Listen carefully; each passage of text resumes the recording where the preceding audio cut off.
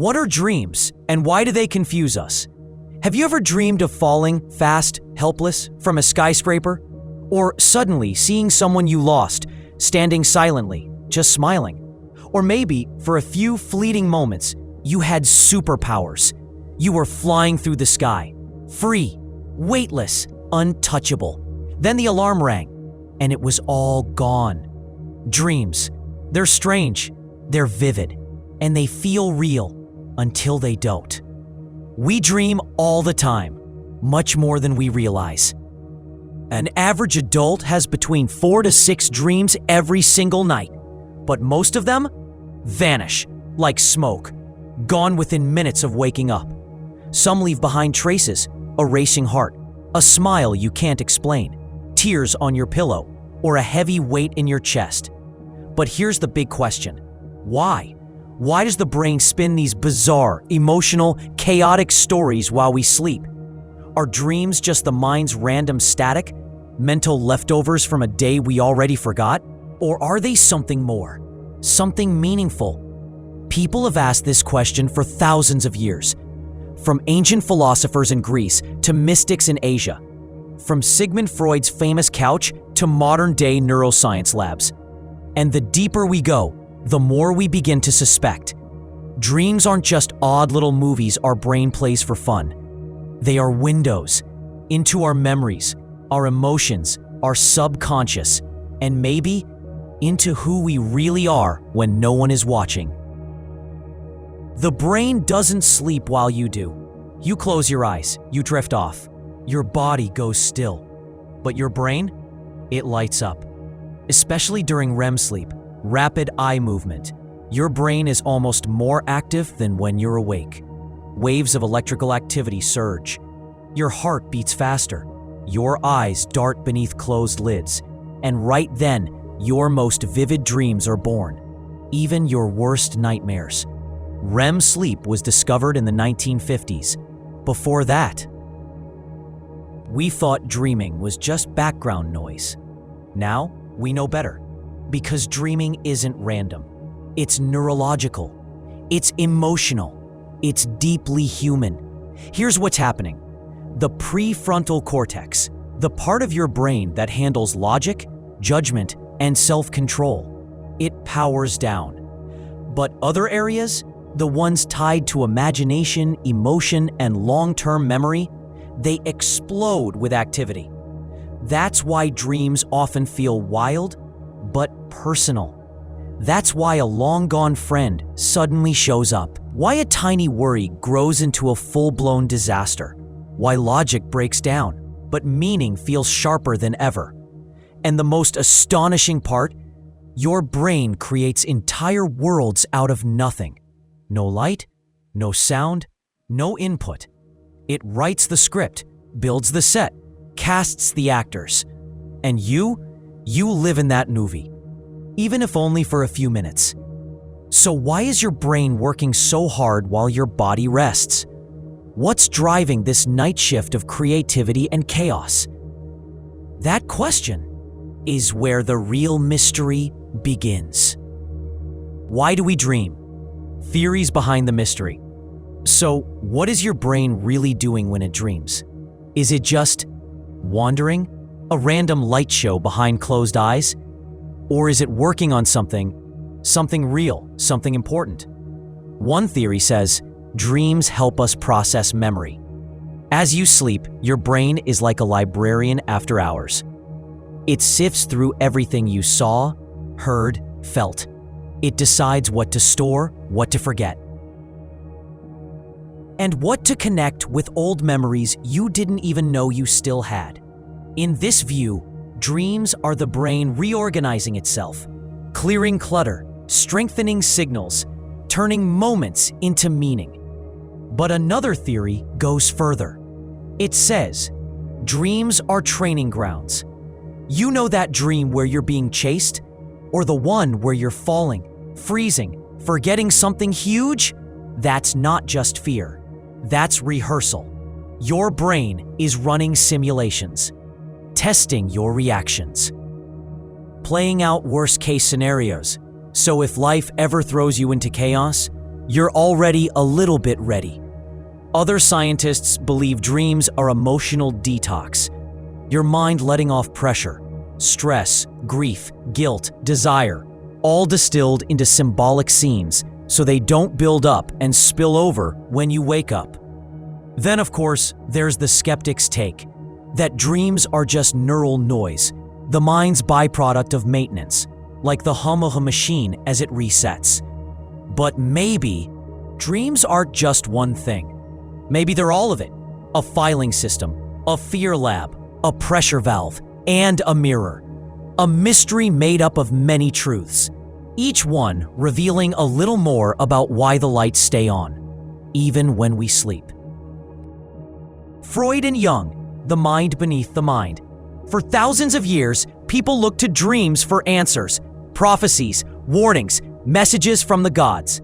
But in the modern world, two names reshaped how we see dreams: Sigmund Freud and Carl Jung. To Freud, a dream was not just a story, it was a cipher, a riddle written by your unconscious mind, using symbols, metaphors, and disguise. He believed that behind every dream was a hidden desire, especially desires we're ashamed of, fears we bury, wants we're taught to suppress. A staircase might be sexual.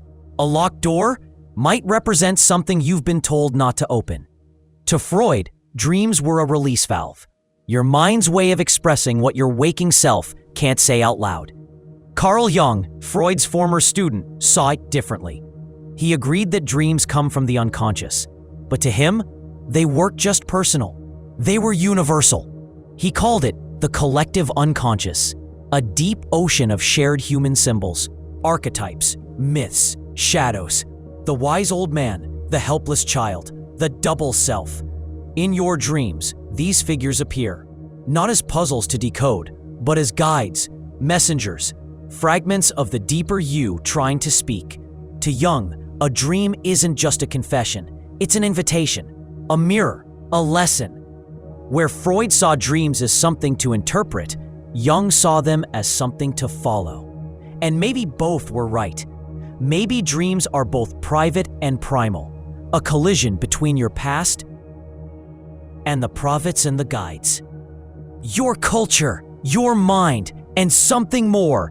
Not nonsense, not prophecy, but the soul whispering while you sleep. Why do we forget our dreams? It happens every morning. You wake up, you feel something, warmth, fear, sadness, awe. You know you dreamed. It was vivid, powerful, maybe even life-changing. And then you blink, and it's gone. The face fades, the words blur. The entire world you just lived in vanishes like smoke in sunlight. Why? Why do we forget our dreams so easily?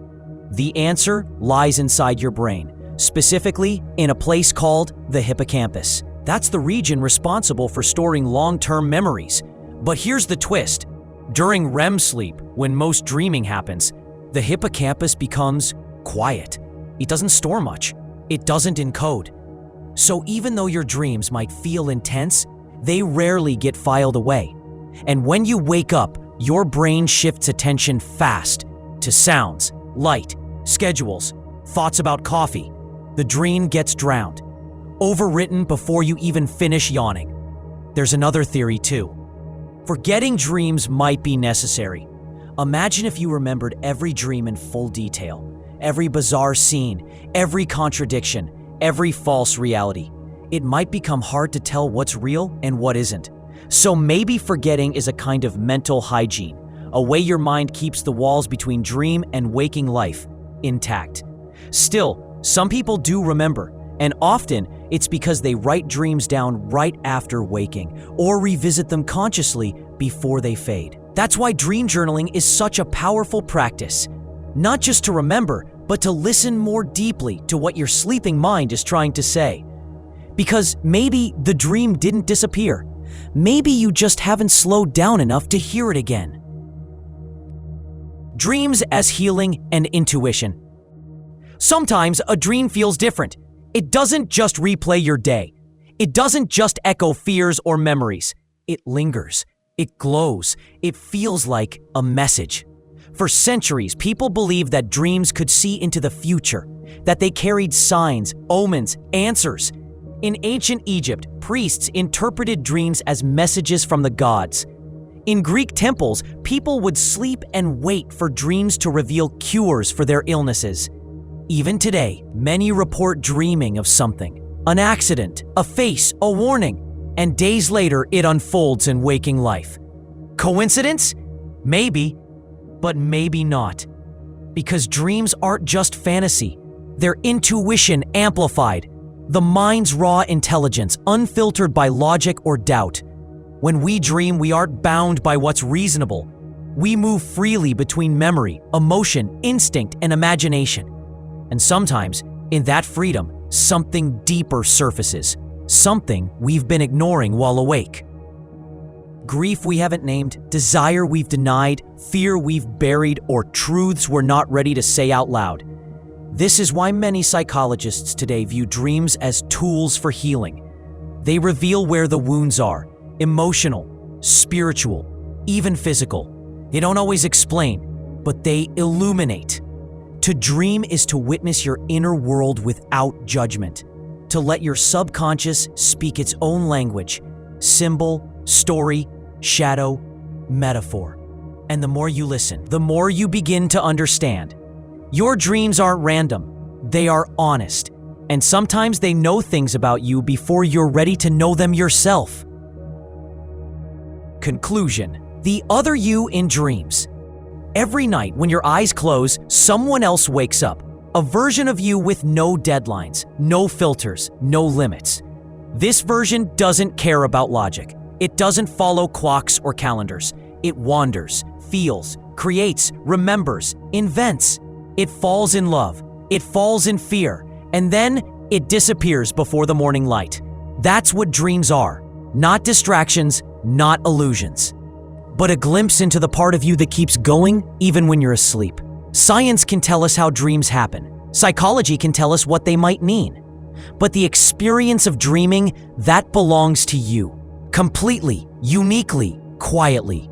Dreams are where your mind whispers truths your waking self doesn't always want to hear. They reflect what matters, what hurts, what's unresolved, and sometimes what's possible. So the next time you wake up with a dream still clinging to your skin, don't rush, don't brush it off. Stay for a moment and ask, what part of me was speaking just now?